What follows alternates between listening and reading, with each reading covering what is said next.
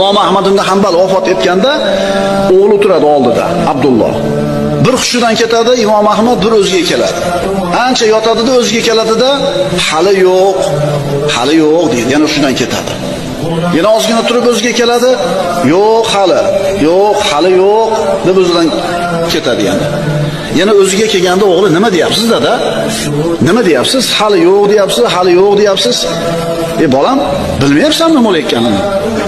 Yo'q, bilmayapman dedi. O uyda burchagida iblis turibdi, shayton. Bilasizlar, Imom Ahmadning ustida qanaqa fitnalar bo'lgan. Barmog'ini ishlab turibdi iblis.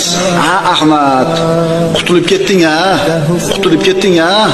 Ya'ni shuncha tuzoq qo'ydim, shuncha azoblarga qo'ydim, shuncha fitnalarga soldim, haqda turib qutulib ketding ha meni fitnamdan deganida aytayapman, yo'q, hali yo'q.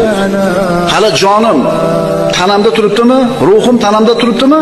Hali fitnadan omonda emasman deyapti. Ma'qulmi?